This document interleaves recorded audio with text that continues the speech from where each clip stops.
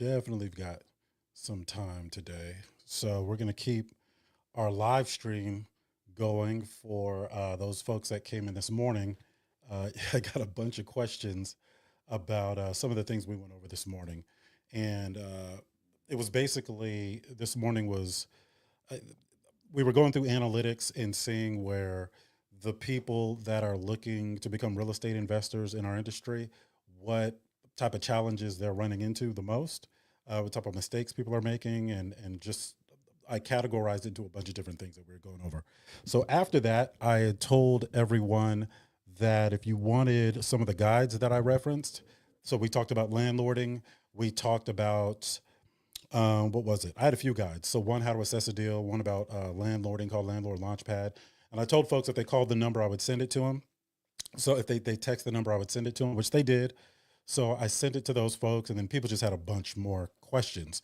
So I was going to do this one for, I was going to save this one for next week, but I think I'll do it now because I got the time, and it's not very often that I have the time to jump on here.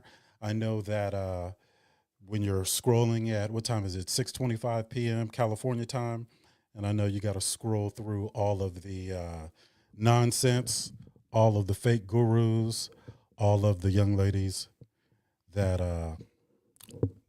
wasn't raised by their daddies. You know what I'm getting at. No shade, but let's go. I'm gonna jump right into it. So we're on TikTok, we're on Instagram, and we are on Facebook, and what else? And YouTube and Clubhouse. You guys can listen in. Bear with me if you guys have a question or something on Clubhouse. Just go ahead and come up. I'm not really glancing over. It's kind of Clubhouse is kind of off to the side on my laptop, but don't worry. What's up, Angel? But don't worry, I will glance over and make sure I get to all the questions. I make sure that I don't stop until all questions have been answered. So if you guys are on TikTok, feel free to come up and ask your questions, and I'll make sure that I don't go past them. All right. It's so interesting starting up a new TikTok page. You get on there and it's literally like you talking to two people. So we've had to build up our TikTok page back from zero, and I think we're still building it up. There's only about 800 people, but it's very interesting because it brings out that inner entrepreneurial thing where you've got to do things just for the sake of doing things, and that's one of the things that I really try to make hit home with people that are starting businesses. You know, we're launching some programs that have to do with entrepreneurship and some other things. And I always tell them, look, you can't do things and expect to reap the reward right away. Sometimes you're just gonna be talking to a couple people. But I got the time, and these are pre-recorded, and I repurpose this content afterwards, so I'm allowed to. I can justify the time. Now, my name is Otis James. Most of you know because you've been following me for some time. My qualifications include I'm a full time real estate. Oh no, did I? Oh man, I messed that up. I didn't spell beginners wrong on my header up there. I got to. Let me see if I can. Let me see. I didn't spell beginners wrong. I'm going to stop this whole thing. Hold on. Let me see if I can. Let me see if I can fix that. Let me see if I can fix that. Y'all go. They gonna talk about me.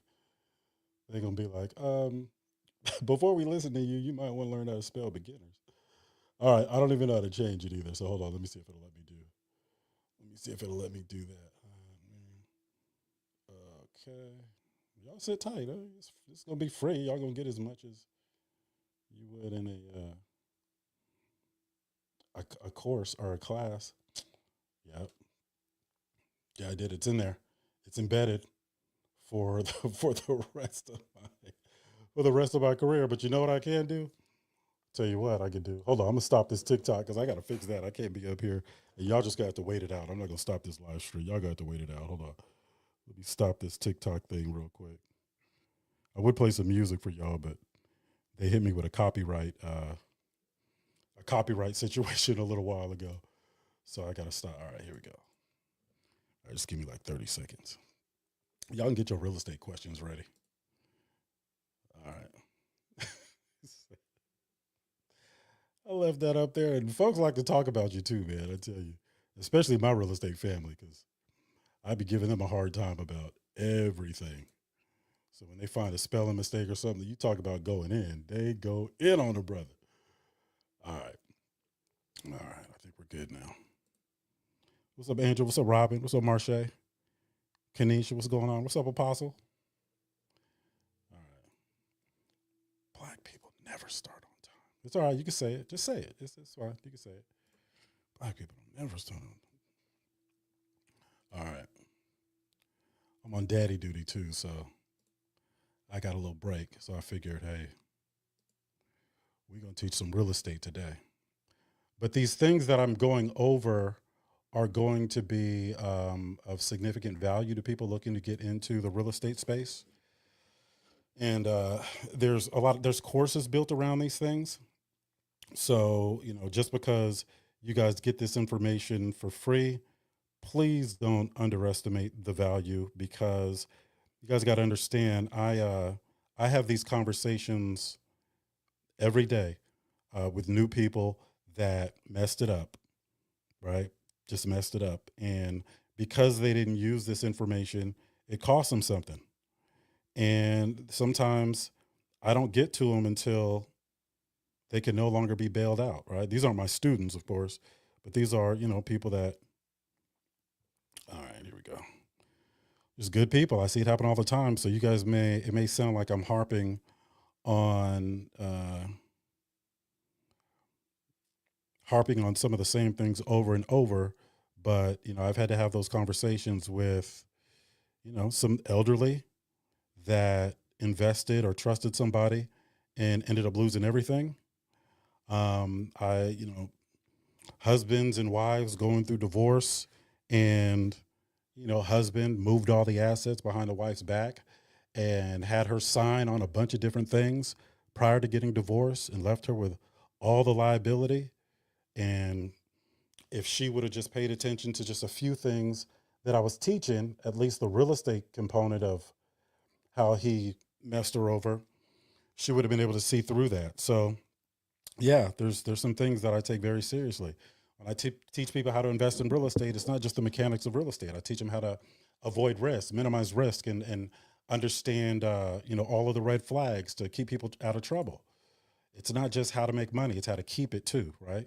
And if you don't know how to keep it, believe me, there are some kind sharks that will keep it for you. All right, we're back. Actually, we never left, but TikTok, we're back. All right. All right. So these are 40 things that new investors mess up. 40 things new investors mess up. And I think I have the replays on. So if you guys, we're not doing scheduled rooms on Clubhouse anymore. So if you guys want to get the replay, you can go ahead and download it. What I would recommend is downloading it, uploading it somewhere where you can transcribe it, and organizing the notes so that you guys have them later if you're not one of my students. That way you can remember them and you can use what applies to you, and so on and so forth. All right. Well, it's been a long day, man. Y'all ever get tired of hearing yourself talk? What'd you say? No, you just get tired of hearing me talk. All right. I got you. It's all good. All right. What's up, Melena? Sam Nang. Okay, go ahead on, sis. All right. Number one, they skip the numbers. They jump into deals without running proper cash flow, ROI, and cap rate calculations. This is where everybody messes up at when they're first starting out. Because the thing about investing in real estate is there are so many different things that tie into each other. So if you just take a few details and try to draw a conclusion off of just those details, it can come back to bite you, right? For example, we were, for our class tonight, we were evaluating a multifamily commercial deal in Oakland, California. And we were going over the income and expenses. And there was a line item that said rent adjustment on all the expenses. And there was three things. So there was a line item that said rent adjustment. There was a line item, an expense that had to do with power and electric.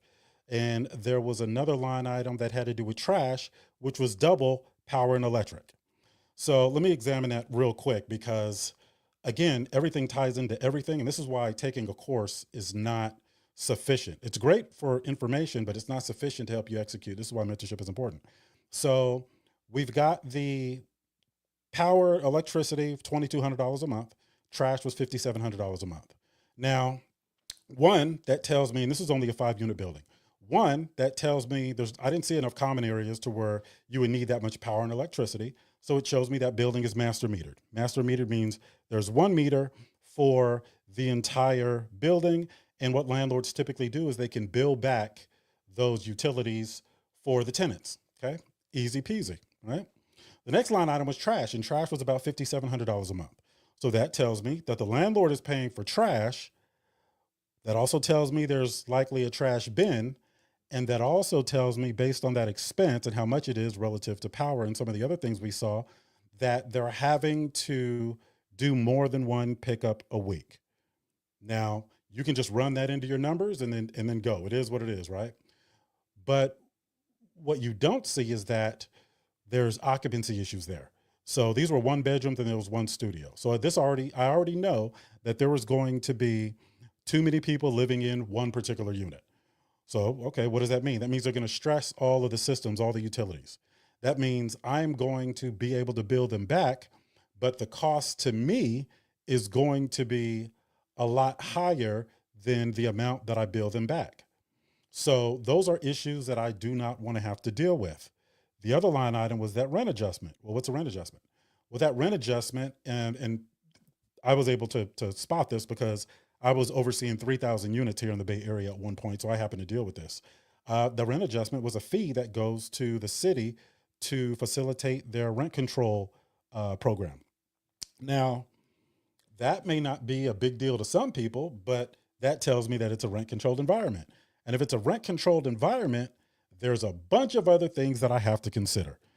A bunch of other things that I have to consider. Now I have to really audit the leases. I have to calculate how much I can increase each in place lease, right, year over year.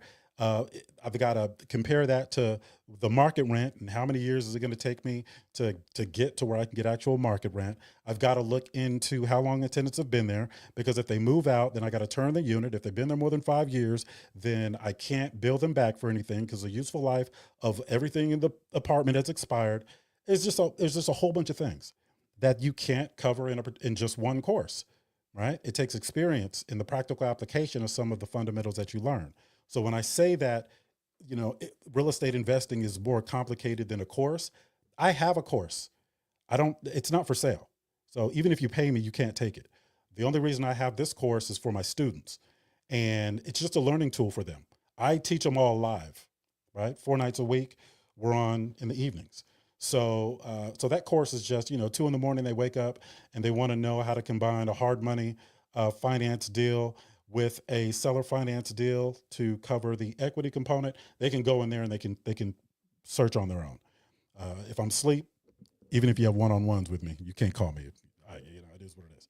But that's why real estate investing is more complicated than a lot of people know. All right. And shout out to the 2 people following me on TikTok, right? Shout out to both of you guys. If we get 3, I didn't increase my following 33%. All right. The other thing that, and this is common mistakes new investors make, according to 4 Data Points Academy principles. So the next thing is not understanding all 4 data points. So the purpose of the 4 data points is to teach new investors how to assess a deal enough to be able to decide whether they're going to put in an offer on that deal. Now, if they decide they are going to put an offer, there's a whole bunch of due diligence they have to do after that. But the purpose of the 4 data points is to determine whether it's even worth your time to do that. Okay.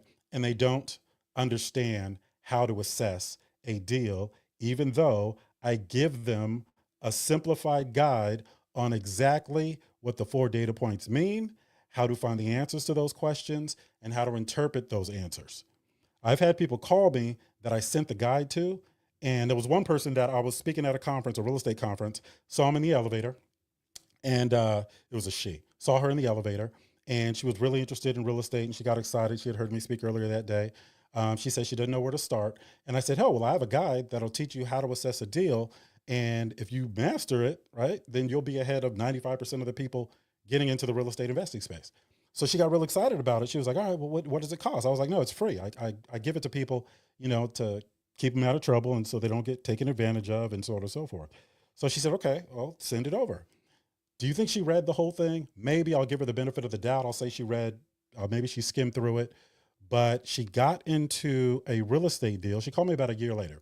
She called me, she got into a real estate deal, and she had borrowed funds to make up for the lack of financing that she would get. So it was part financing, and then she borrowed funds from friends and family, and she was supposed to pay them back out of the exit, but the property wasn't worth enough. So when she did that cash out refinance, because you can't do a cash out refinance for 100% of the value unless you're using a VA loan, she couldn't get enough money back. So she couldn't pay everybody back, and it was causing major issues. And I told her, I said, she told me where we met. I said, you were the one in the elevator, right? That I gave you the what. She was like, yeah, no, that really inspired me to kind of get started and go ahead and execute. I said, well, you didn't see that data point number one was too close to data point number three, telling you you're going to have to leave money in that deal. Data point number one is what does it cost or what am I willing to pay? Data point number three is what's it going to be worth when we're done? And the four data points doesn't tell you whether it's a good or bad investment. It just shows you what the investment is. And then based on what your buy box is, then you can determine whether that's good enough for you. Sometimes it's a good investment, but it's not in your buy box, and vice versa. All right. So she actually didn't read it, and it was free.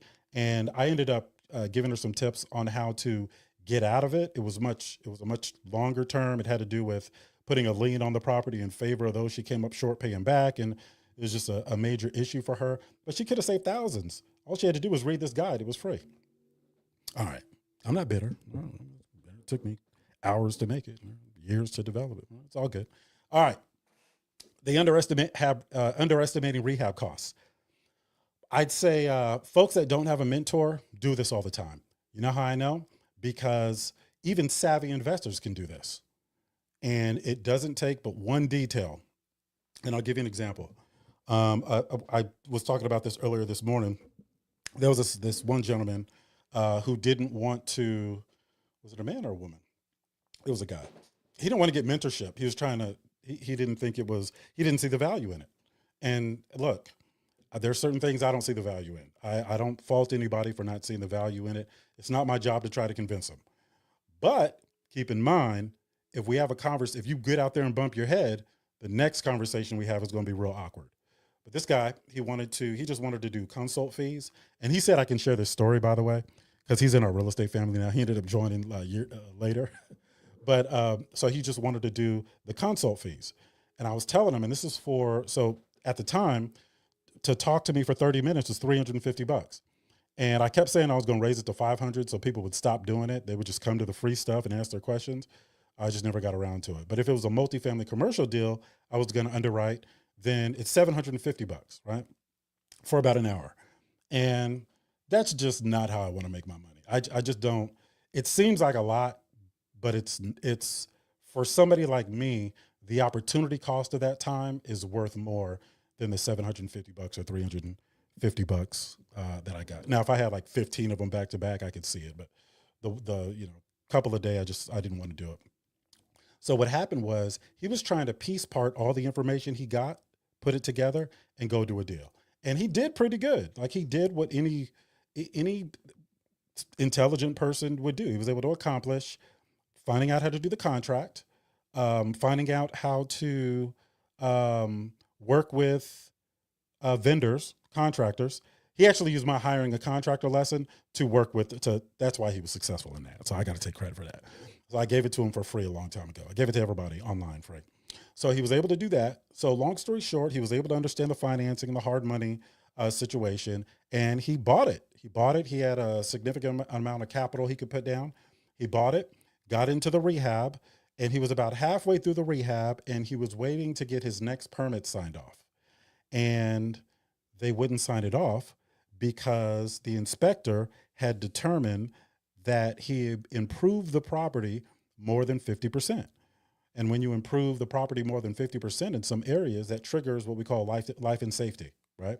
Life and safety means if you've made significant improvements over 50%, you have to get it 100% up to code by today's standards. And life and safety has to do with fire and ingress and egress and adding fire suppression systems and fire rated doors and an alarm system that's monitored and all these things. That can be crazy expensive depending on the project.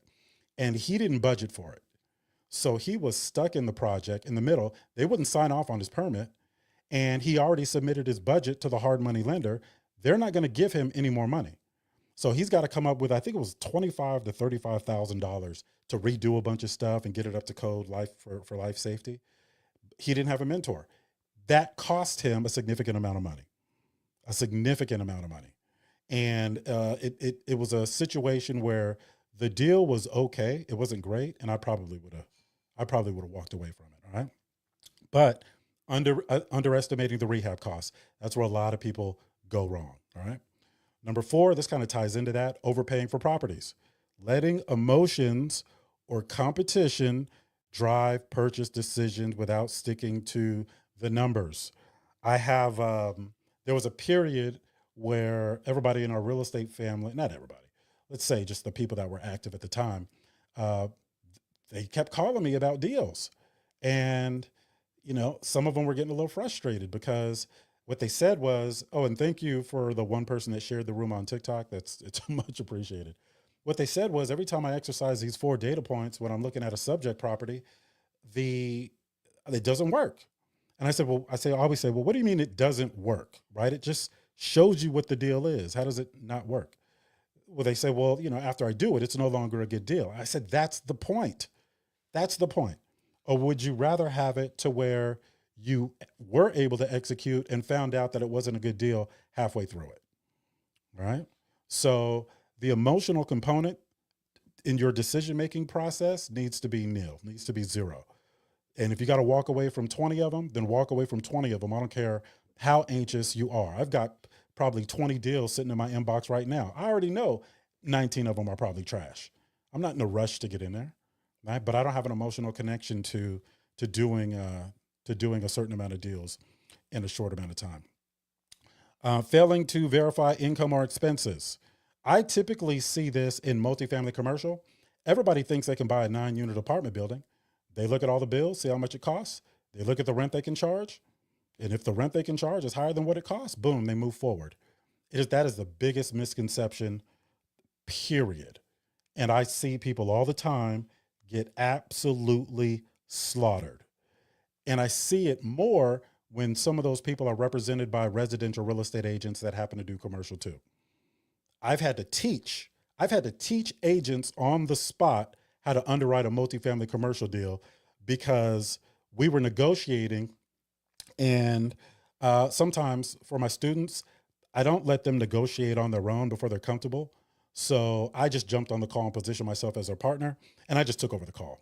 And we had negotiated this price down so much that the other agent started breaking character. He was like, well, I'm not a full-time agent. Honestly, I'm more of a wholesale. He just started breaking down. Right. So I told him, I kind of gave him some quick lessons about why we knocked the price down so he wouldn't look bad in front of his seller. And then I think I sent him, I don't know if I think I sent him one of my guides. I don't know if I did or not, but I usually do that. So, overpaying for properties, failing to verify income and expenses, all of those things play a major role in the profitability of a piece of real estate. Now, any questions about that? Any questions? Any questions? Any questions? All right. Assuming rents will go up automatically. Counting on appreciation or market rate increases without a solid business plan or tenant demand is going to land you in the poorhouse. That's why I don't do deals based on future appreciation. Now I look at future appreciation and I look at what's happening with rents year over year. So I look at projections, but I don't let that be the determining factor as a value add investor.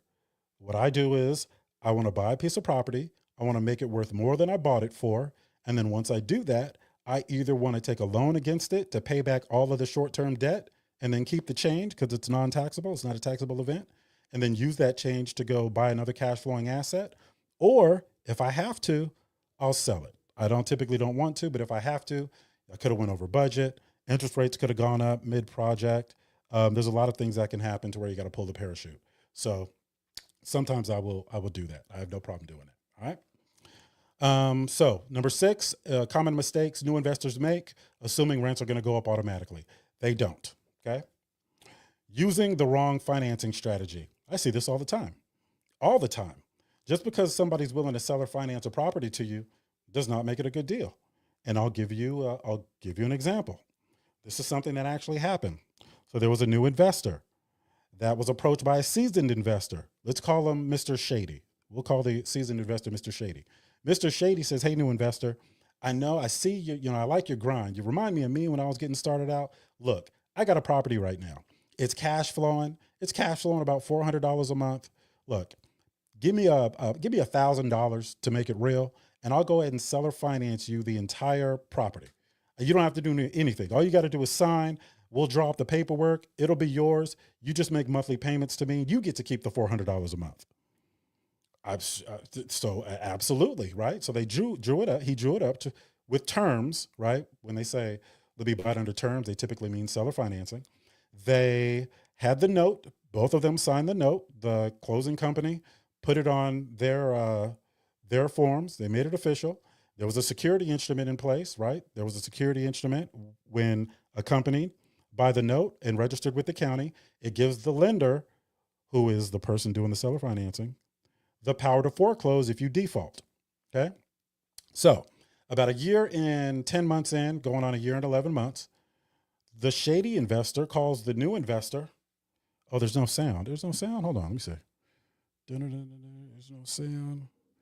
I don't know why there is no sound there. Hold on. Let me see something real quick.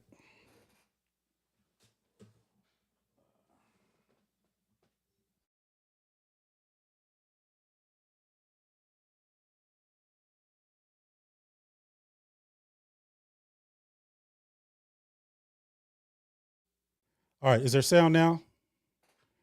I hope there's sound now. Hold on one second. Let me see. Let me see. Y'all bear with me. All right. So there should be sound now. Oh, there should be sound now. If there's not, there's nothing I can do. All right. What is that? Zest for Life? Could you, if you're on, okay. So, all right. I fixed it. There you go. All right. So, where was I? Oh, so the shady investor calls the new investor about a year and 10 months in and says, "Hey, new investor, I can, thank you, Angel. I can see that, things are working well for you. Do you have the remaining balance?" And the new investor says, "Well, what do you mean? We have an amortization scale. We amortized it over 30 years." He says, "Yes, but you didn't see the balloon payment. There's a balloon payment after 24 months." The new investor says, "No, I didn't realize that. Man, I'm glad you told me.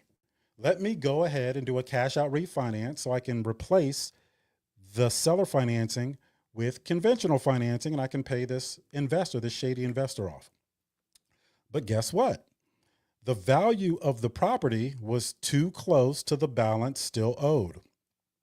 And if you do a refinance, then what happens is you can only qualify for a percentage of what the property's worth. If you need more than that, you've got to come in with the difference, which the new investor didn't have.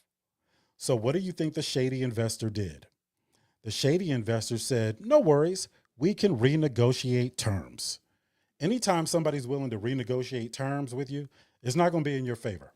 And the shady investor knows you're pocketing $1,200 a month. So what's he going to do? He's got two options. He can foreclose on the property and get it back, but he knows you don't want that. Or he can renegotiate terms. And that renegotiation is probably going to eat up a majority of that $400 net a month that new investor was getting. Why? Because the new investor was so excited about getting a seller finance deal that he didn't run the 4 data points. He didn't look at data point number 1, what does it cost, and compare it to data point number 3, what's it going to be worth when we're done. We know when those two numbers are too close together, you're always going to leave money in the deal. He also didn't read the note to see that there was going to be a balloon payment. Now, is a balloon payment a bad thing? Absolutely not. Nothing's a bad thing until it's misused. Bad mortgages, all that stuff. If you misuse them, they're bad and they can hurt you financially. So they renegotiated terms, and that $400 that the new investor was netting every month, cash flowing every month, ended up being like $75. And the new investor was basically working for the shady investor, right? He basically just bought himself a job.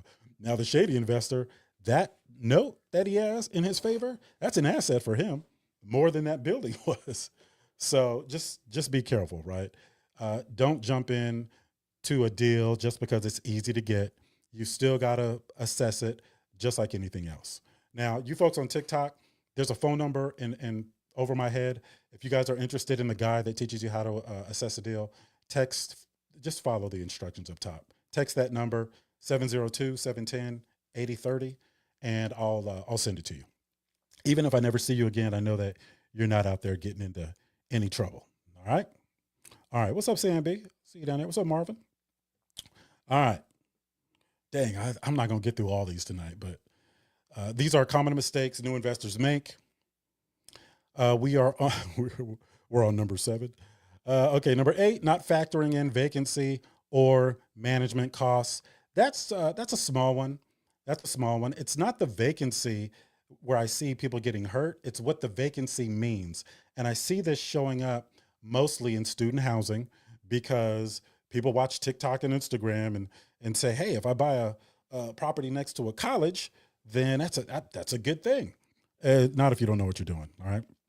So the issue when it comes to vacancy is if you buy a property and adopt existing tenants, the vacancy will hurt you more than if you bought an empty property. Reason being, because if you have a tenant that you adopted and that tenant moves out and that tenant's been there, let's say 5 years, you still have to turn that unit and get it ready for the new tenant. But the problem is, and by the way, everybody should have a deposit accounting process. If you guys have my landlord launchpad guide, this covers that. The problem is the useful life for everything in that apartment already expired. For example, if you go to court, the judge, let's say you bill them back for carpet, 100%. Well, you got to depreciate it over the useful life of the carpet. And the useful life of the carpet, for me, it's 5 years. So if I got to replace it the first year or before the first year, I'm billing them back for the whole thing. If I got to replace it after the first year, let's say on the second year, I bill them back 80%, third year, 60%, fourth year, 40%, fifth year, 20%. Anything over 5 years, I'm not after that, I don't bill them back for anything because the useful life expired. That goes with paint too, and maybe some other things depending on where you live. So people look at vacancy like, oh, well, that's okay. I can this in-place tenant is only paying $800 a month. Well, market rent is $1,200 a month. And I hope they move out so I can get a new tenant in there and make more money. And then it happens and they realize that they got to pay $5,000 to get the unit back to where they needed it to be. Whereas if they were smart about it or had a mentor, shout out to Otis James in the 4 Data Points Academy. If they were smart about it, then they would have just inched the rent up over time instead of trying to do it to where it forced somebody to have to move out. And they could have saved the $5,000 and just, kind of walked it to the market over time. All right. So vacancy is it's not vacancy alone that hurts people. Vacancy can be cured, right? I cure vacancy, the 4 Ps: product, person, promotion, price. You address those 4 things, you no longer have a vacancy issue, right? So that's not the issue. It hurts people when they don't know how to manage around vacancy with in the other areas of operations. Okay. Now, where are we on? What was that, number 8? Ignoring local laws and rent control. I swear, if you guys purchase investment property in New York or California, I need to meet the person that sold it to you because that is one of the greatest salespeople on the planet. You would almost have to give me a property for me to be a landlord in California or New York or New Jersey or Oregon or Washington. All right, let me not. I start talking about these blue states, I start getting triggered. All right. So ignoring local laws and rent control. California is one of the worst places to own real estate, to own investment property. If it's in a rent controlled environment, I'm just going to say don't do it. And anybody that wants to buy multifamily commercial that is not building it from the ground up and is not an institutional, purchaser, like those, those big ownership groups that build those A-class developments. I've managed like a bunch of them in my day. But the mom and pops, stay out of these places. It costs you too much. And if you're considering it, a 2-minute conversation with me will convince you otherwise. It's just, I don't even want to address the question because there's so many different reasons. And so they make it so difficult that I'll probably start having hot flashes. All right. Just don't ignore local laws and rent control. Look at the rent control ordinance and pay attention to it. You don't have to read the whole thing. We've got technology we can be leveraging. If I'm buying in a rent control area or considering it, I'm going to the website. I'm downloading the entire rent control ordinance PDF. It's public information. I'm uploading it into one of these AI platforms, ChatGPT, Gemini, whatever you want. And I type in, this is the prompt.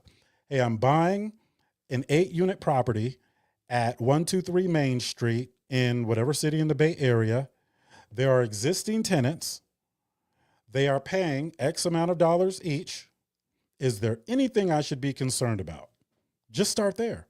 But make sure you upload that ordinance first so we can read the ordinance. Don't just say that because it'll start spitting out all types of stuff. And if you're not a seasoned investor, you may be inclined to take ChatGPT's word. All right. So, number 9, things new investors mess up, ignoring local rent control laws. Number 10, doing a title search or not doing a title search or checking for liens. I know some investors that are pretty savvy that won't use a closing company. They'll use a closing company to buy title insurance, but they won't use title and escrow. They won't use a closing attorney. They just go and record everything on their own with the county. I typically invest from a distance, and I teach people how to invest out of state and all over the country. So I don't do that. It's not safe.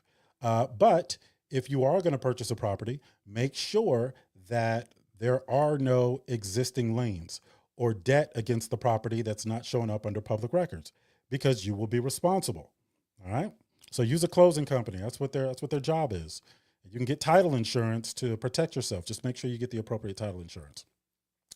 Failing to build the right team, trying to DIY everything instead of assembling a power team. That's a contractor, lender, agent, attorney, mentor, right? Mentor. Look, folks, it didn't even have to be me. It didn't have to be me. Okay. But you will either pay for a mentor or you will pay as a result of not having one. And the latter is far more expensive than the first. At least it should be. But you will find your way to me eventually. You will. I promise you.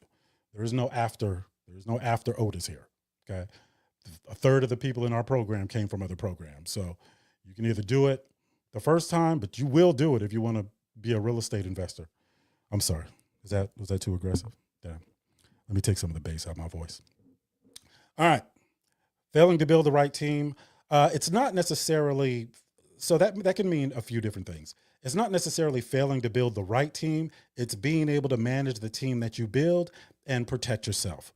For example, there could be contractors that are absolutely outstanding on paper, but if you don't have a system in place to govern them and how that transaction is going to go, then you can fall short. For example, there's 6 documents that every contractor needs to be able to have executed with me. The first is the contractor agreement. I can only hold them accountable to what's on that piece of paper. The second is the scope of work. Make it as detailed as possible. That is the roadmap to your rehab. 9 out of 10 rehabs that go bad as a result to a vague scope of work. Payment schedule. The payment schedule is how I can control a project from 2,500 miles away. You control the money, you control everybody involved. There is a way to do that. Okay.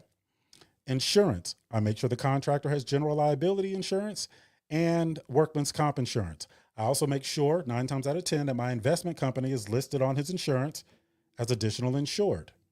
Okay.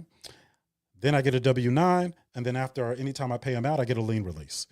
Lien release is basically a document when fully signed by all parties. It means he did what he said he was going to do, and I paid him for it. Neither of us can go back and say, hey, you didn't do this, you didn't do that. All right.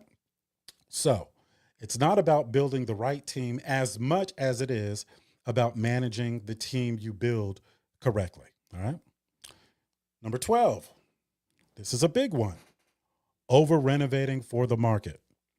Just because you can buy a tax deed property for $1,000 does not mean it's a good deal. Do you think these wealthy folks and seasoned real estate investors don't see all these tax deeds going for, just a little bit of nothing? Why aren't they buying them up? Why is Otis not buying them up? Now, I'm not saying tax deeds are bad. There's just a way to use them. And seasoned investors know that 9 times out of 10, when you buy a tax deed for $1,000, it's going to cost something to fix up. And the money it costs to fix it up is likely going to be more than the property will be worth when you're done. That's why they call it over improving. And then just a chain of reaction, a domino effect of things that go bad after that. You can't get financing for it. All right. It's in an area nobody wants to live. Since you can't get financing for it, you got to come in all cash with the rehab funds or borrow it from a non-real estate related source. You got to charge enough rent so you don't price yourself out of the market, but you still got to meet the monthly obligation of the property to own it. You have to, I was just going to mention something. And if you can't renovate it, most people say, okay, well, it's $1,000. It's not the end of the world, but now you own the property. If there was a tenant in there, you're responsible for making it habitable. And if you're responsible for making it habitable, that's coming out of your pocket. So it can be just nightmare after nightmare after nightmare. All right. So don't over renovate for the market. There's a term called asymmetrical risk reward. When you're using hard money lenders and you bought a property for $1,000 and you're trying to get financing for a $70,000 rehab, they don't put this on their website. 9 times out of 10, you're not getting it. All right. Number 13, not having an exit strategy. There are two. You either keep it or you sell it. That's the exit strategy. Either keep it or you sell it. Pick one. You should know before you execute. Okay. If you can only make profit by selling it, then, well, no, let me not go there. If you're going to keep it, the type of financing that we use to buy it and rehab it is expensive, and it's short term, and it's not designed to go long term. So if you are going to keep it, then you better be able to calculate what your monthly obligation is going to be when you refinance out of that into a more traditional mortgage. All right. Data point number 4, how much income does it generate? We weigh that number against what it costs to own it, see how much you cash flow. We do that in the beginning. All right. Over leveraging credit. Oh my goodness. This is just, I get tired. I get tired from the explanation I'm about to give for this, that I've given it so much.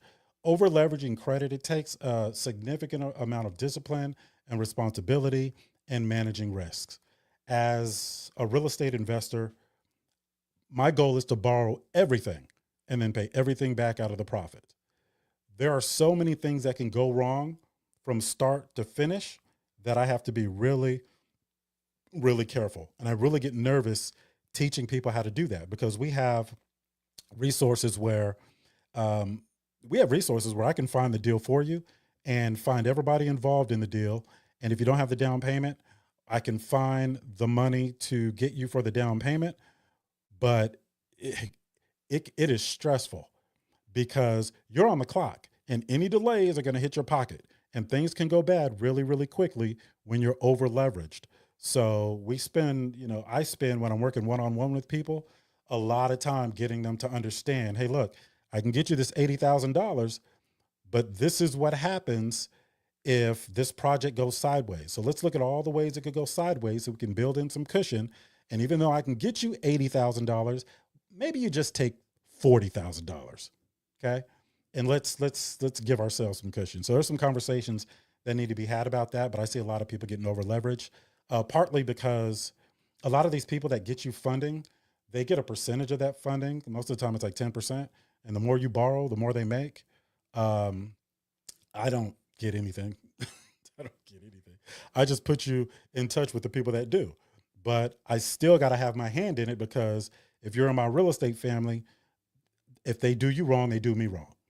So I have to make sure that when I reach out to these folks, I get a full understanding of what they charge and make sure you understand 100% what they charge, what you're getting into, what it's going to take to pay it back. And if everybody's okay with that, then we'll go ahead and move forward. Okay. Now, I can't control what you do. So I could say don't do it and you can still do it. That's on you, right? but there's an enormous amount of liability on my side because I'm involved with all these people and I have some influence over some of these relationships. So I take that very, very seriously. Where are we at for things new investors mess up? I think we are on, number 15, skipping inspections. So not bringing in a home inspector, foundation expert, or electrician before closing. It's really before your inspection period expires on your contract. Now, some people have heard me say, because I manage people's expectations, some people have heard me say that there are times when I won't do a property inspection. So let me give you an example of a time where I did not do a property inspection. There was a value add apartment building. It was about 9 units. And I already knew it was trash. It wasn't even habitable. I already knew that the electrical was shot. I knew that the HVAC was shot. I knew plumbing had to be updated. But somebody tried renovating the unit already and just stopped in the middle. They couldn't finish it. So a lot of this stuff was already exposed. I don't need a property inspector to come in and tell me the property is trash. I already know that. But I do need a plan to be able to execute. So I'll bring the electrician in. I'll bring the plumber in. I'll bring the roof guy in. I'll bring the HVAC guy in. I'll bring the foundation guy in and have them give me estimates on what it's going to take to get it up to code. Now, that's all I need. That's all I need. So I don't need to do a $4,000 property inspection on this 9-unit building. I can just get the estimates and then formulate a plan from there because I know what to look for. And I have a lot of experience in multifamily commercial and the development side and the construction side and all that other stuff. All right. Entrepreneur, what's up, brother? Y'all can come up. I'm on a bunch of different platforms at the same time. So I'm not really paying attention to Clubhouse, but y'all can come up. If you got a question, just go ahead and spit it out. Clubhouse is social audio. So if you guys hear voices and you don't know where they're coming from Clubhouse. All right. Not having an exit strategy. Okay. Skipping inspections, buying in a bad location. Now, bad is subjective, right? There are hoods. There are hoods throughout the United States, and I don't buy in the hood. But for hoods, I put them in 2 categories. Are they the hood because it's low income, or are they the hood because it's high crime? Usually it's a combination of both.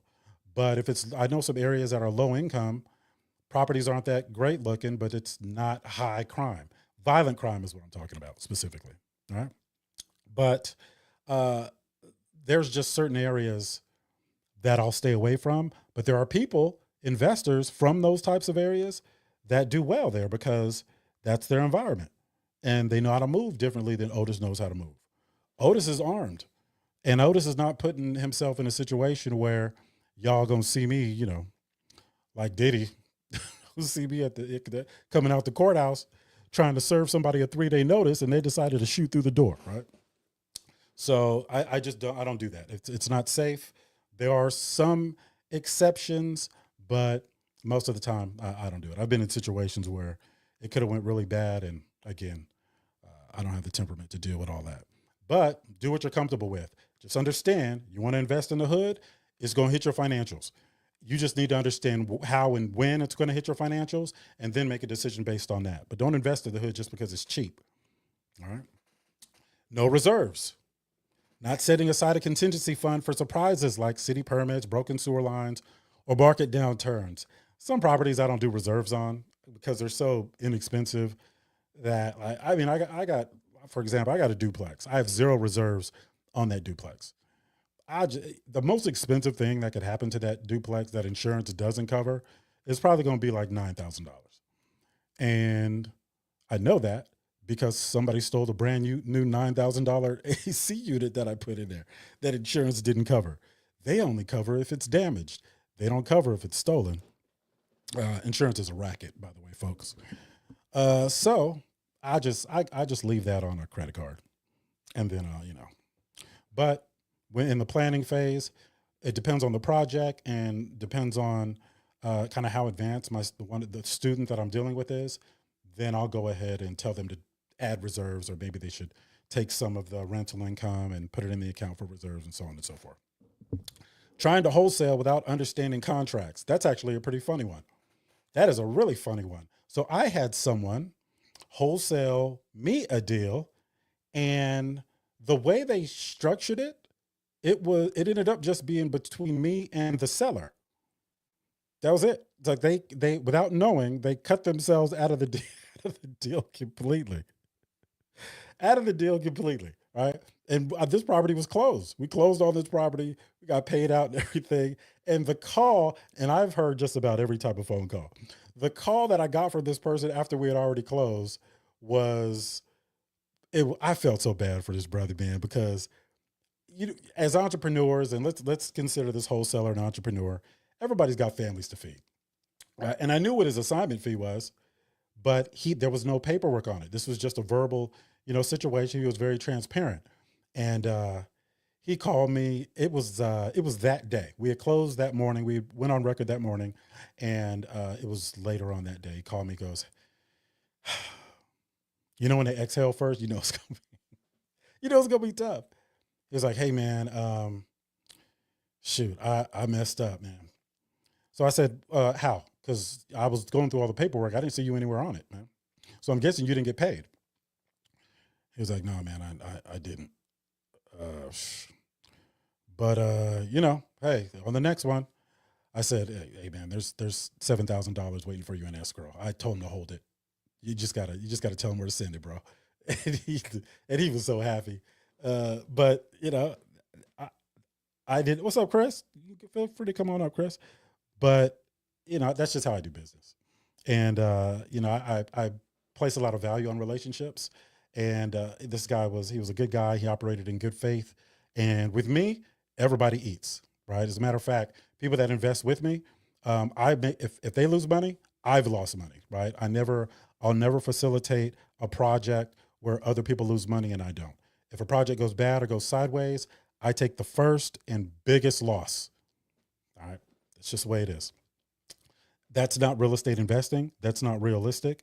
Hey Ron, I tried to bring you up, man. I don't know what's happening. I don't know what's going on, but that's not realistic. That's not how it's supposed to be, right? You got to put your big boy pants on when you're out here. But these are some of my students, and I got to make sure they're taken care of. So he didn't even have to ask. I already had the $7,000 waiting for him.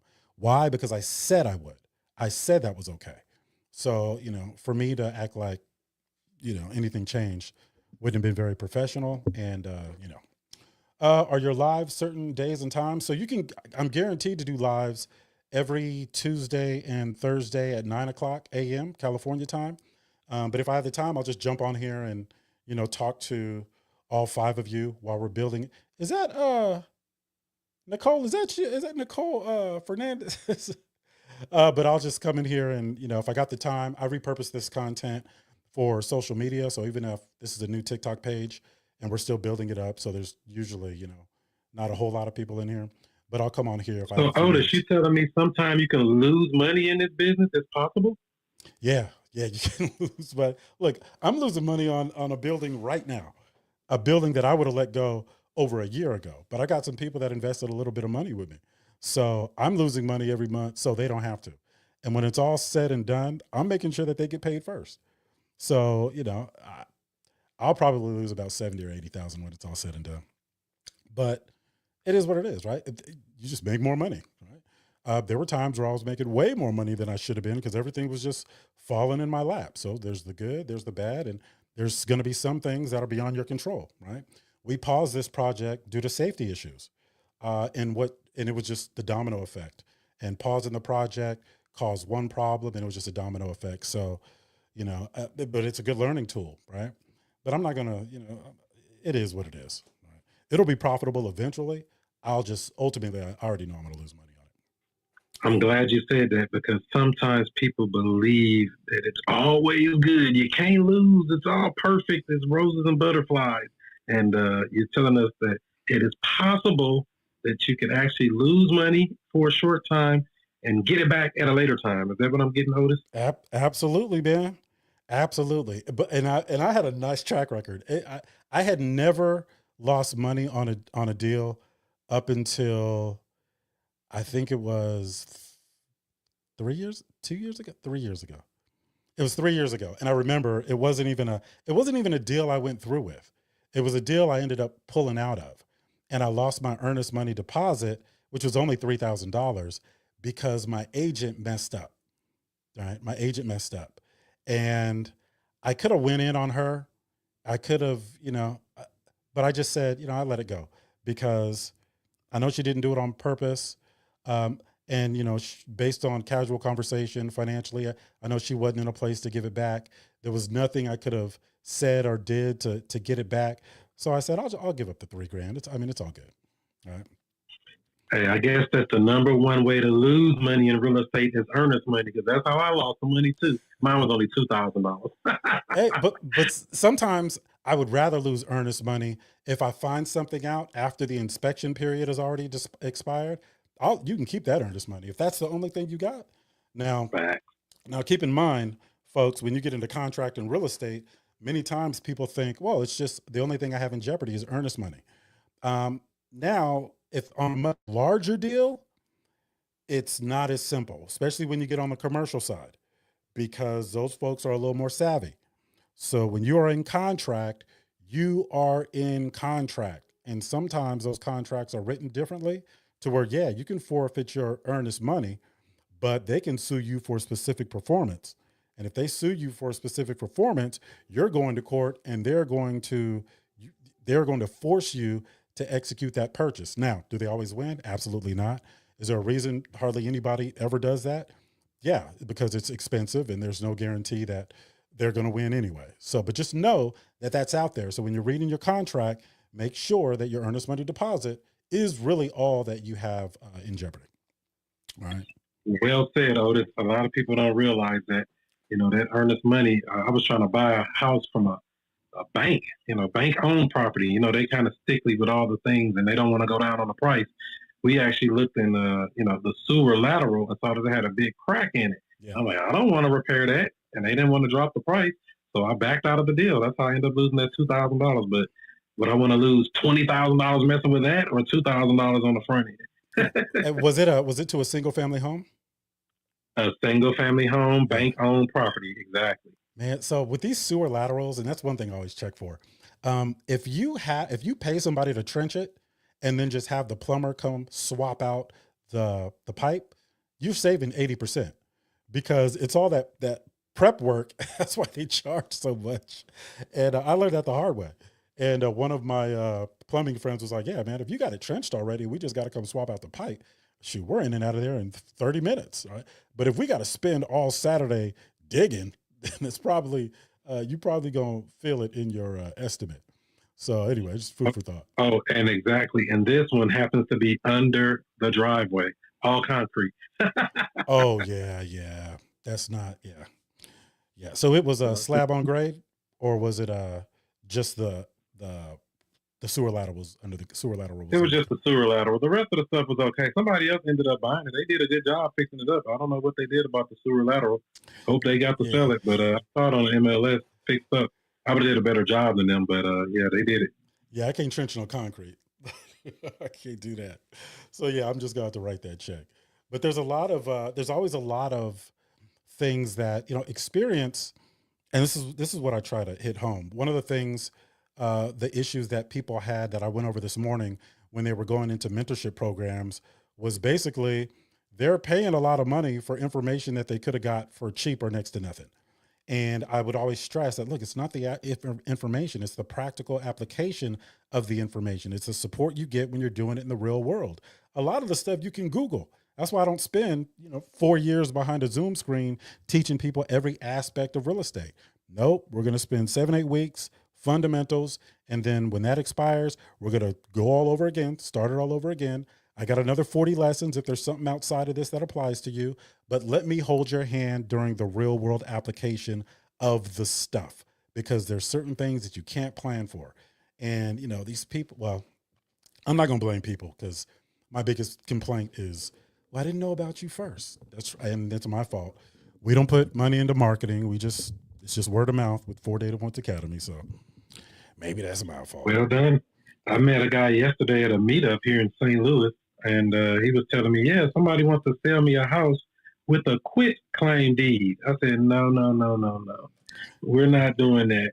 Yeah. They wanted to sell him a house on a quit claim deed because they bought it from I guess some type of auction, a tax deed sale or something like that. Yep. And so it had a dirty title, basically. It had some liens and things on it.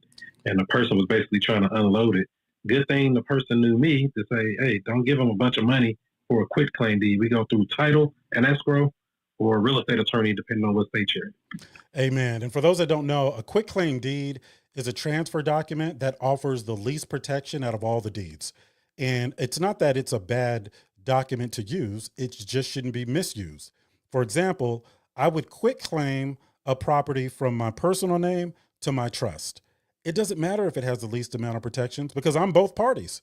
What, am I gonna sue myself? Right? So there's, again, a lot of people will use a document, they just use it the wrong way. So it's not the document itself. But anyway, it's 2 cents for those that use a warranty deed. Exactly. So the moral of the story is do not give large chunks of money for quit claim deeds ever. If somebody give you a house, that's one thing. But if you're paying for it, we're paying for it and getting proper documentation. Amen. And the closing company, 9 times out of 10, is not going, they're going to say something. If you're doing especially if you're getting title insurance, it's a quit claim deed, it may impact your ability to get title insurance because when they start doing their investigation, they're not going to insure something that has a cloud on title. So if somebody has a quit claim deed, they're probably doing it for a reason. It's the same amount of trouble to get a warranty deed. Why use a quit claim deed? I'll use a quit claim deed if I'm going and recording it myself with the county, if I'm not using a closing company. But again, it'll be I'll be transferring title from me to another form of me, one of my entities or something like that. All right. Man, I've been talking. I'm talking to the 6 people on TikTok like it's 6,000 people right now. Hey, that TikTok be popping. I had a little room going on there one time. Man. Hey, thank you folks for sharing the room on TikTok. I appreciate it. All right, where are we at? Let me see. Somebody wanted to say something. Life Garden Farm, come on up. Let that person come up and ask their question before we move on. Life Garden, what's going on? How are you, sir? Thank you for bringing me up. I'm good. Sorry it took so long, man. I'm just a dad trying to figure out these buttons. I hear you. I had an interesting perspective on what you were talking about, putting your earnest money down. Mhm. I just wanted to share that in the past, I've ran into a property that I had a contract on.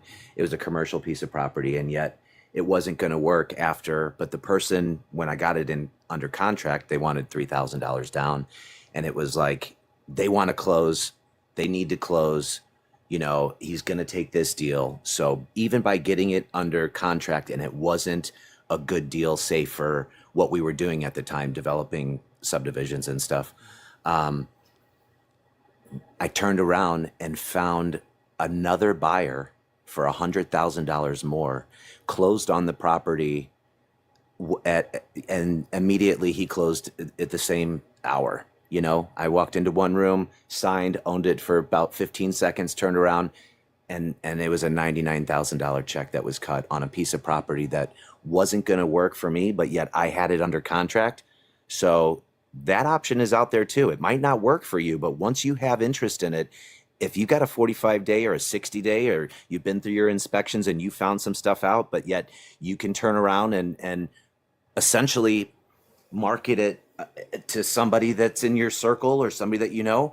And the gentleman I ended up selling it to, he was happy. He walked out of that title company like, congratulations, you know, like he knew what check I just got. And yet he was proud of that because he knew that what he could do developing it, because he had all the equipment, and then they were going to put an overpass. So the city was going to end up, it was a commercial thing. So it ended up working out for everybody. Amen. So Amen. that option is there too. And talk about making 100,000 in 30 days. That's something you put a $3,000. It doesn't happen all the time. No, it does But that not. stuff is real. It does happen. It is out there. I'm going back 20 years, Yeah. Yeah. you know? Well, what's more impressive is you were savvy enough to know to do that, because somebody new may have just walked away from that. Now, it sounds like you were getting into some commercial development, which you have to be savvy to be involved in anyway. But man, congratulations. That is what we call a best case scenario, folks. Yeah, you take something bad that you don't want and turn it into making some cash. Yeah. Hey, thanks for sharing that, man. That is a good story. Oh man. Chris Monroe says sell the paper. All right. Hey Right. man. That sell that paper. Sell that paper, man. Look, I've dealt in debt. You know, when things were a little cloudy, we didn't know what the real estate market was going to do on the investor side. We didn't know if interest rates were going to keep going up. And there was a point where I was telling all my students, let's just pause just for a few weeks and let the smoke settle. And I had already planned to transition into just buying and selling notes or lending on properties and lending on projects and so on and so forth, and not actively investing like I normally do. So there's always options. That's why I tell people, look, get as much knowledge as you can. I don't care if you have to pay for it. I don't care if it's free. I don't care where you get it from, but you never know when that opportunity is going to present itself. And if you have the knowledge, there can be a financial gain because you have that knowledge. And you know, Life Garden. I know your name's not Life Garden, but that's all I got. But Life Garden said he made $97,000, or what? About $97,000 just selling the paper on a deal that he had a commitment on. And if he didn't know to do that, then he wouldn't have been able to make that money. So I love that, man. I appreciate you. Thank you for sharing, brother. Yes, thank you. Where you May I? May I just? where you from? I'm from Florida. Florida. Okay. Did this happen in Florida too? It happened in Missouri, in St. Louis. I was a builder back in. What? Oh, Yeah. nice. That's my market. I didn't even get in on that deal. You were probably the one that paid the 100,000 over, Chris. Was it you? Amen. Yeah, I'm originally from St. Louis, and then I moved to Florida, Jamaica, and then Florida. So Hey. I've lived. Oh, so you went to Jamaica and came back to Florida. You missed your guns, didn't you? Tell the truth. Yeah, every Florida's beautiful. I'm happy being here. I really like the weather, and I'm in Central Florida. I'm a farmer, so I have a little piece of land, and that's. May I ask one more real estate question? Yeah, absolutely. Please? Okay.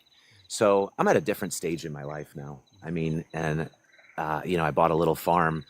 As an entrepreneur, I always have ideas, and I'm looking at this piece of property that I got that was an old fish farm, and I have a unique opportunity to put like 5 to 10 units here that would rent out in a very unique kind of VBRO Airbnb situation where I'm very centrally located. It's a very unique piece of property that's an hour from Disney. So, I mean, there's a lot of, but yet when it comes down to, I did a 10-year mortgage. I got a 4% interest rate. I did really good. I've been here 5 years. So I'm almost paid off on this thing. That's just where I'm at. That's where I'm at, man. Yeah. And, it's not to present a project and to find funding. I don't want to take out one of these home equity line of credits or any kind of home equity investment thing. I think those are kind of dangerous for people. Absolutely. So, it's just a crazy market out here, and so thinking about a project and wanting to move forward on a project, and AI does a great job at putting together the business plan. And I mean, I can sit and write business plans, but when I tweak what it can give me, it's incredible. And it does the research, and it pulls where everything comes from, and it's pulling databases off of thousands of documents that would take me hours to read is done in seconds. And it's like, wow, so it's spitting out things to me that are very promising, and the numbers look really phenomenal. Yeah. So I don't know. Let me ask you this. I don't know where to go from there, sir. How close would it be to your personal residence? Well, there's a house here, a building here, and it would be in proximity. It would be on the same piece of property. Would you see people going in and out of it? If you came outside to sit on the porch, would you see people going in and out of that building or any activity? No. They if they parked up front and they walked back to the unit, no, it would be completely private. All of them would be completely private. Okay. So I'll say this. So two things. The first thing is, it sounds like because of its proximity to Disney World, you said? Because of its proximity to Disney World, sounds like you're going to be in the hospitality industry on top of the real estate industry. So there's a business model that we're going to attach to that could make it really, really profitable. The flip side of that is If it can't survive on a traditional lease, then you have to pick up the slack. And we don't know what the ordinance is going to do in the next year because let's be honest, now you're competing with the Marriotts and the Hiltons, these organizations that have heavy lobbying power in Washington. So that's something that you're going to have to contend with. But again, it could be very profitable. Now, here's the second thing. And I actually think the second thing is more important than the first thing. I just heard crickets and like, I hear like a breeze, Fountain. a fountain. Water. That Yeah, sounds like it's some pretty beautiful. peaceful stuff, man. And if your life is okay right now and you've got the resources to do what you want to do and travel and do all these things, do you want to build 10 units and have to manage that? And I don't know, man. I just I don't know. I look at it as the project itself. Mhm, I'm into wellness, and mhm.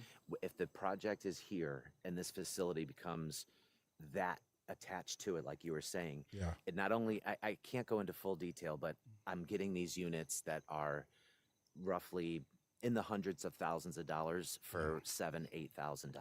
Oh wow. So my inn is very, and then not only that, it's very unique, and it's like and I'm attaching the wellness kind of farm spa is what my concept was. I'll just share that Oh aspect of it nice. because I have a outdoor solar sauna, I have a waterfall shower, I have a beautiful 7.9 pH water that pulls from the aquifer and it comes out at 72 degrees.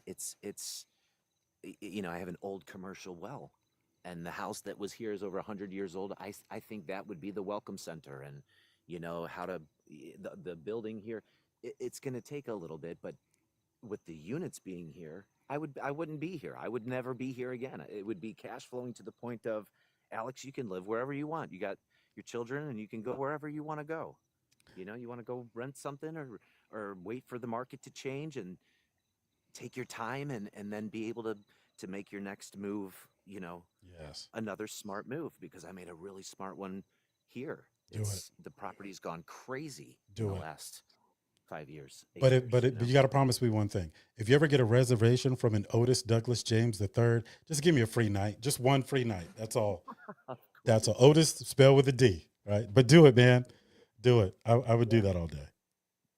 That And sounds then I good. can, my dream of it is like, I'm already owning my life. I'm Yeah. doing what I love, and taking care of bees and the farm and my children. That's my jam right now. So, but putting this thing here is like, I think all the wealth we can create from real estate and everything, if you're content and you have a place of peace and you have a place where you can really relax and feel as if you're getting the real wealth, the wellness, Yeah. you know body, mind, soul, financially, all of it combined into one. And Absolutely. that's why I'm wanting this place to be that, where it's not just for me. Now I've planted all these trees and fruit trees and pineapples, and you can't name all the stuff. There's so many, but I want to share that, and I want to put that, I want to let people experience it. And yeah, there's going to be profit involved in it for sure. I mean, it's ridiculous what the numbers are coming back. And it's like, that would be fun. It would be fun too, to manage something that it'd be a fun project. And then you put a project manager there, and then you just kind of slowly, you know, I'm 47. So by the time I'm 50, I'd be able to enjoy the farm spa life, you know? Amen. Amen. I love it, man. Well, good luck to you, man. Do it. You even sound relaxed. That's how that's how I know how close you are to that entire process. I'm I'm listening walking to barefoot. like, man, look. All right, that's my new friend, Alex, right? Okay, so I know Yes, sir. if I'm an hour from Disney World, I'm gonna start asking around. You know what Alex lives in the forest farm, health and wellness is Yeah, that? I'm I'm not gonna gonna look come you right up, back. brother. Well, it was an honor to meet you, man, and thank you for letting me tell my story. I have just come across your page tonight, and I appreciate you sharing the knowledge out there for people. So I'm gonna give Amen. you a follow, and thank you for doing what you're doing. Amen. Well, I appreciate you sharing, man. I love your perspective on that. And yeah, come by anytime, man. You're more than welcome to come up. And folks, I try to so the Four Data Points Academy is a real estate investing training platform. But we do so much more than that.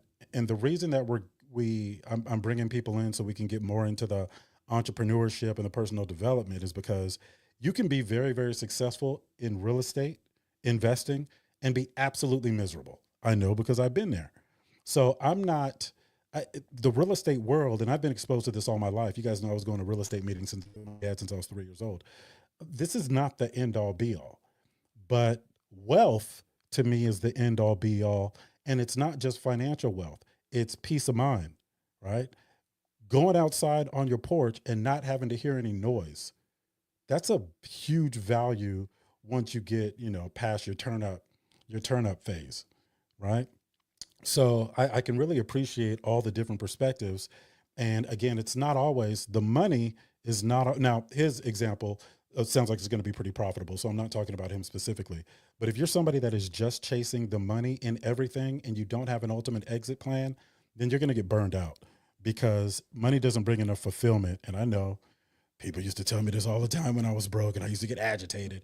But money does not bring you the fulfillment that you think if you don't have everything else in order. So anyway, I'm glad he shared that. So I got a few minutes left. I'm going to try to get past these last few. And we're talking about 40 things that new investors typically mess up. And I think we're on like 25.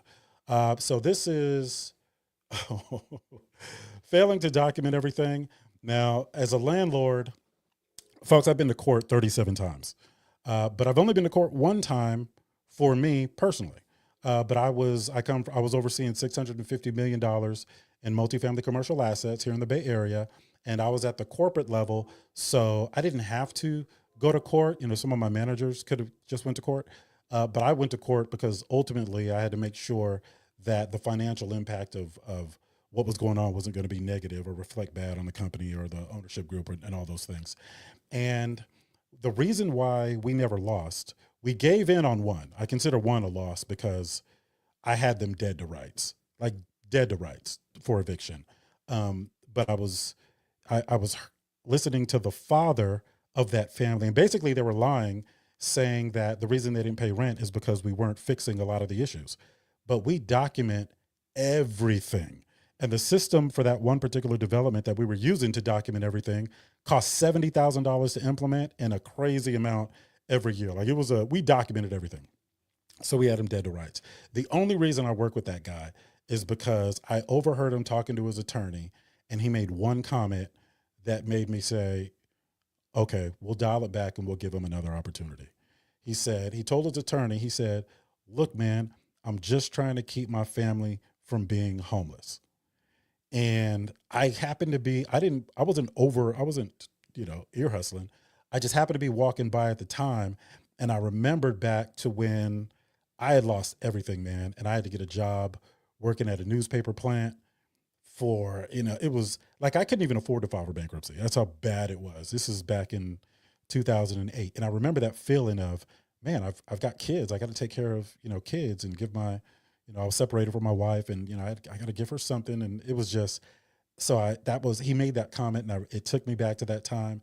And I ended up letting him slide and gave him another opportunity.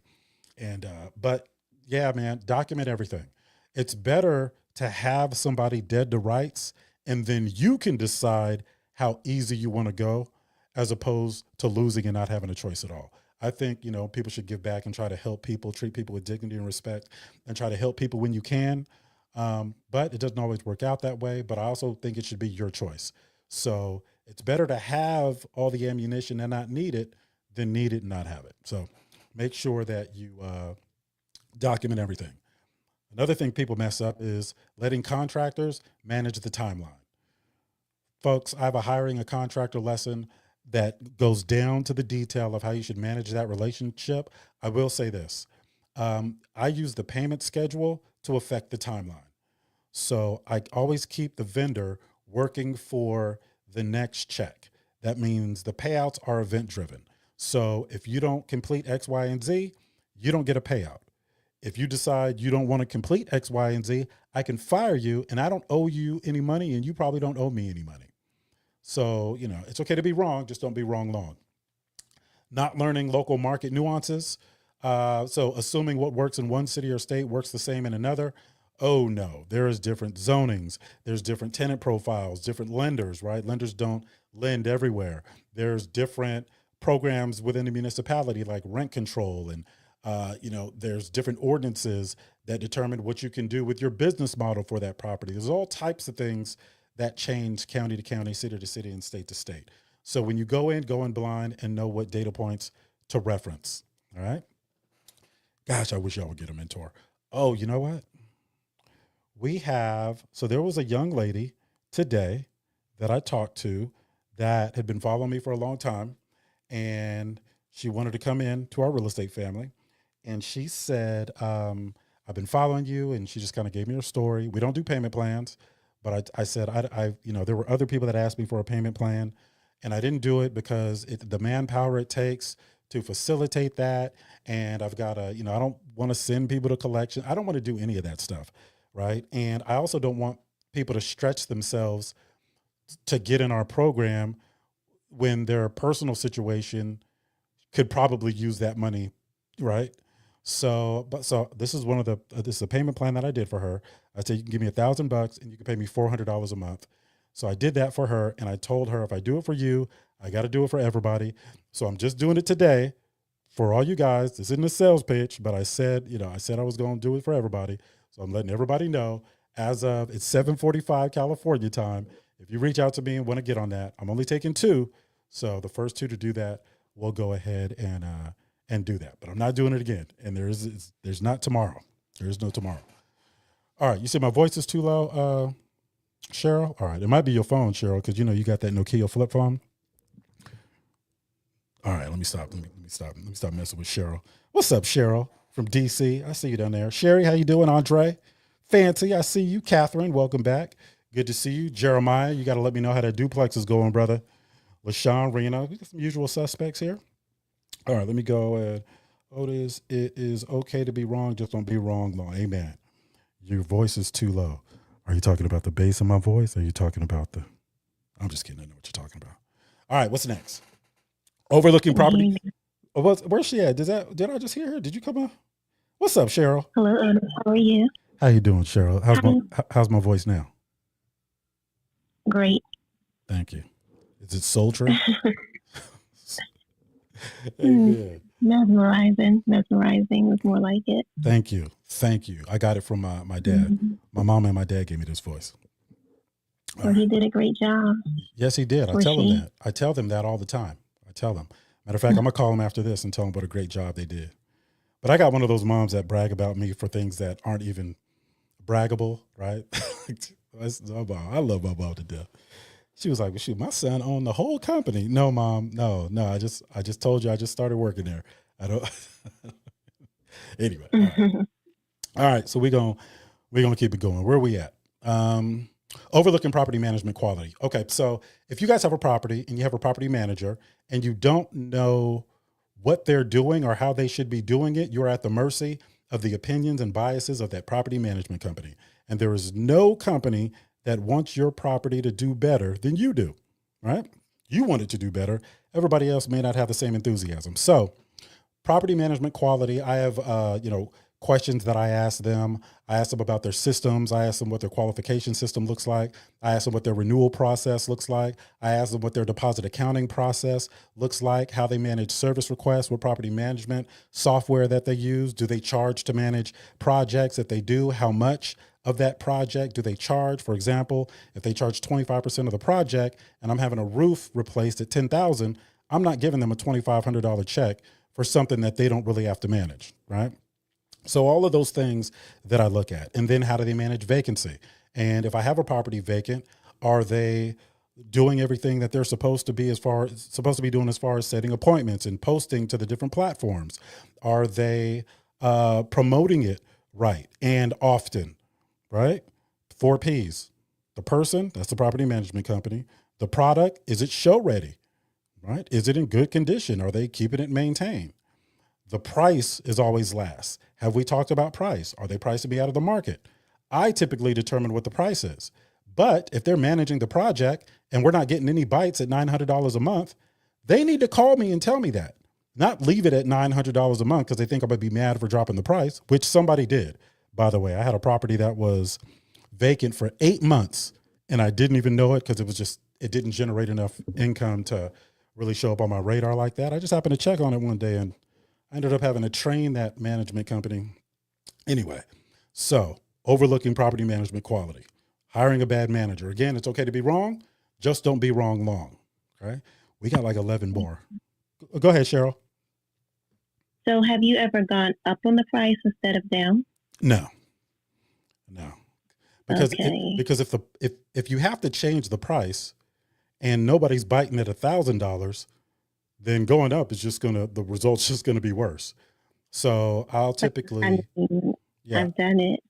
So you went up. So I've done it. you were leasing it at one price, and it didn't get leased, and then you raised the Mhm. price. I raised it.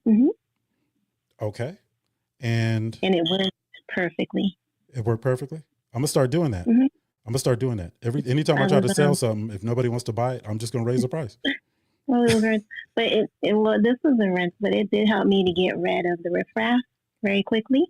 Oh yes. Okay, that's different. So, Okay. but when you're looking at pricing, you have to do market surveys to see where you stand versus where similar properties. There's an economic principle of substitution, right? If there's a similar product for less, they're going to go with the similar product.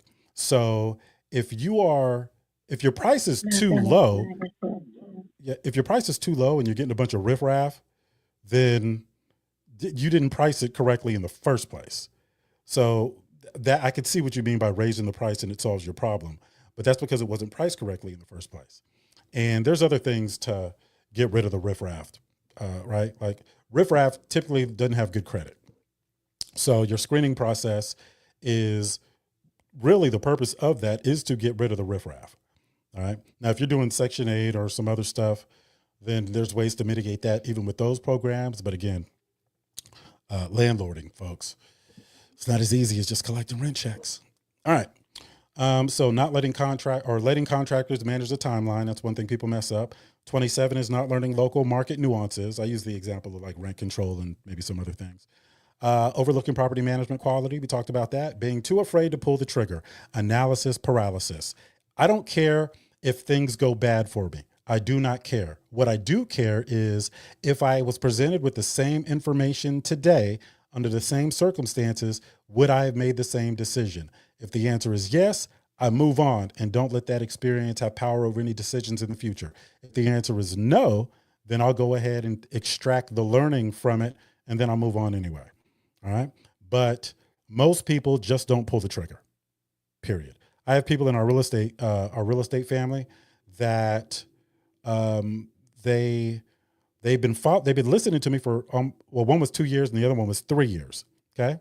2 years and 3 years. When we first started, I knew we were ironing out all the kinks. I knew that the end user experience was going to need work and we were going to have some growing pains. So the price, you could start with me at $1,500, $1,500. And by the way, that's $1,500 for life. And you could still be with me today, years later, getting all the new stuff without having to pay again. Okay. And I did that on purpose. I did that because I want to build a following and I want to make sure that it gets perfect. And I figure at $1,500, and I think the most expensive at that time was $5,000. And even at $5,000, I would fly out to you, right? Like we were going way above and beyond, right? But then, we expanded and we started offering more and we just became this really big outfit. And we're still 80% less than those who would consider themselves our competition, right? Because we got into it to create real estate investors, not to get rich teaching, right? Now we've made 7 figures doing it, but we didn't get to keep all 7 figures because our margins were really, really low. All right. Now I always get into our financials, but I probably shouldn't. But I just want people to know where our heart is and where it is we're trying to go. But if they would have pulled the trigger when they felt they should have, this is after they've done due diligence. I'm not telling people pull the trigger the first time you hear me talk. As a matter of fact, I've had people call me. It's like, hey, I heard you today. I want to sign up. That I say, well, hold on.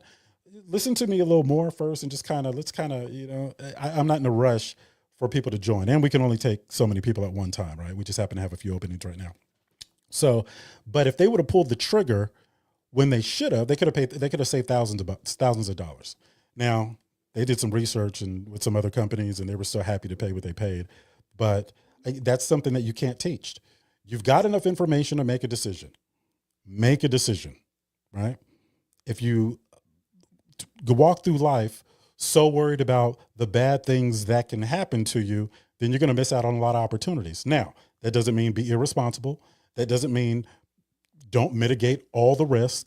It doesn't mean go over leverage yourself. You still have to approach things the right way, but do something. It's okay to do nothing. Just don't do it around me. My grandpa used to say that. All right. 30, getting into partnerships without agreements. Oh, trusting friends or family in joint ventures with no operating agreement, exit clauses, or capital contribution rules. I did a workshop on how to put an investment group together. Not a syndication, but a group with familiar parties like friends and family. I still have that guide, by the way. I don't know if I'm gonna get that one out though. But that's another thing that I teach some of my students, right? If 8 or 9 of them don't have enough to accomplish one thing, I'll put them together and I'll say, hey, let's just go do a project and everybody can buy their money, and I'll give you guys 90% of the profits. And if we come too close to break it even, I'll even give you the other 10%. So there's a method to the madness, folks. Let me see. 31, ignoring commercial lending differences. Just shop around, folks. I was in mortgage finance for about 13 years. So I've done just about every type of lending: hard money, seller financing, structuring deals creatively, conventional financing, all types of stuff. I shop around when I need to as an investor. I don't always go with the cheapest. I go with who I'm sure can get the deal done. And so that's a priority to me. And, but anyway, moving on. Not learning how to read a rent roll or a T12. So this is multifamily commercial now. So those in our real estate family, we teach residential and multifamily commercial. And part of the due diligence for multifamily commercial, one of the documents that we request is a T12. They call it a trailing 12. It is basically a spreadsheet in some way, shape, or form, a list of income and expenses for the previous 12 months, not the previous calendar year, but the previous 12 months. Most people can't read it, right? Let me rephrase that. Most people can read it, but they can't interpret the information. Now, it's easy to say, okay, in June, they had $5,500 in income and $4,000 in expenses and you can see all the different line items most of the time. But that information by itself is not enough. So what I'm doing is I'm comparing June, the income that they reported and the expenses that they reported, to their occupancy report. All right. So I can go back to June and say, hey, you guys are, you're charging $1,500. You say $1,500 a month. You say you're so much of a percentage occupied, but $1,500 a month times this many units, that's not matching up with the income that you made for that month. So what am I missing? So I look at things that'll raise flags. So a trailing 12 is just one of the things that I use, one of the documents I use to cross-reference with other documents to make sure everything's on the up and up. I have a practice of not believing anything anyone sends me. I do all my own due diligence, my own projections, and I inspect the property as if they didn't give me any information, because there are times where you will have a subject property that you're looking to purchase and it'll be a mom and pop and they won't have a lot of this stuff. You guys that are in our real estate family, the new guide that I did for multifamily underwriting has every single document that you can request outside of the normal trailing 12 rent roll. It has, I think I've got like 20 of them on there. So make sure you guys get that. It's in the new portal. Let me see. I think, where are we on? 33. Now, for those that just came in, I took all of our notes, every single note that we had for different clients, experiences that people shared, our reviews online, other reviews that people left with other companies online and their experiences. And I uploaded all that information up into AI and said, all right, where are people messing up the most? And it gave me 40 of these. Earlier this morning, I did something similar based on our company experience and the experiences that people had, and experiences people had with other companies. And because I was outlining the things that made us different from those other companies, right? Anyway, So not learning how to read a rent roll or T12, that was one. Assuming private money is easy. That's hard money, right? They call it hard money. That's the nickname because it's so expensive. It's hard to make them payments, but they're not as bad as they have a purpose, right? Every mortgage has a purpose. It only hurts you when you use it the wrong way.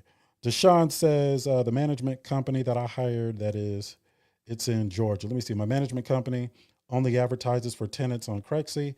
They don't have LoopNet. Should I be on the hook for the additional advertising? Tell them to advertise on Craigslist, and it's free. And I know that's not the number one lead source on the East Coast. I just did 5 deals in Georgia. So it's trust me.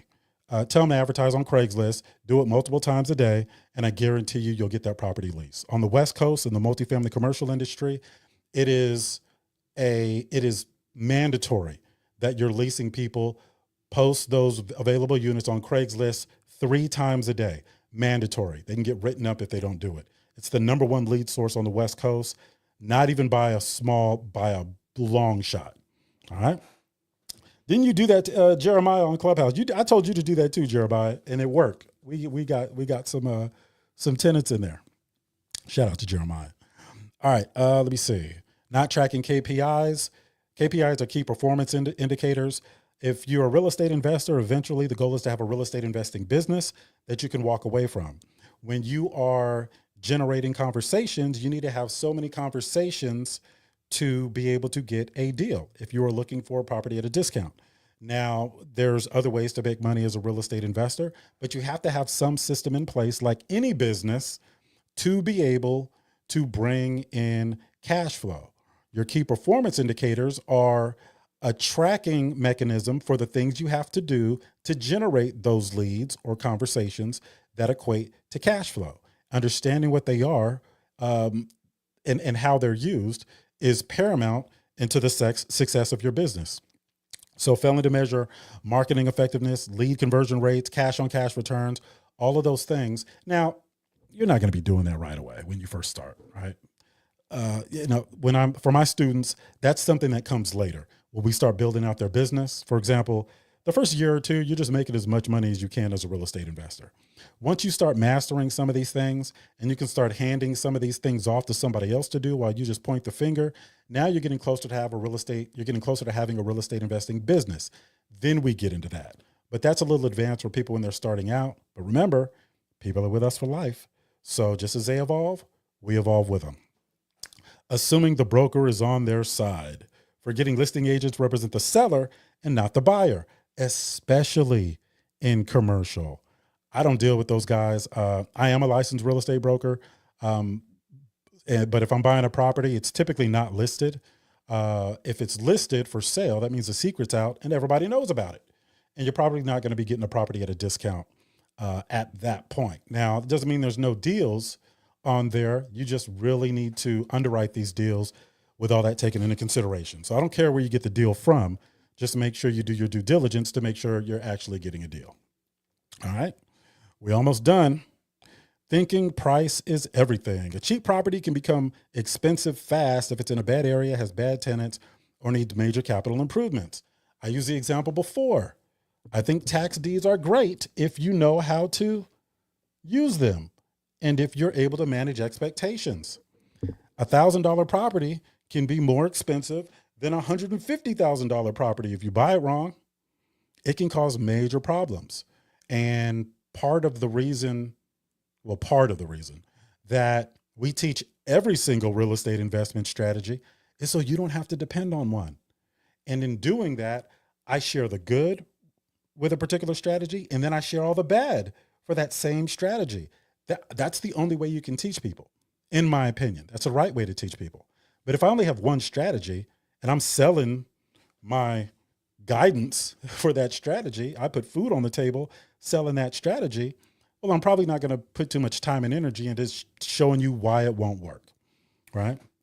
So just take that into consideration when you guys are, it's great to take the different courses, get all the knowledge you can. Just understand that there is no one strategy that works 100% of the time, okay?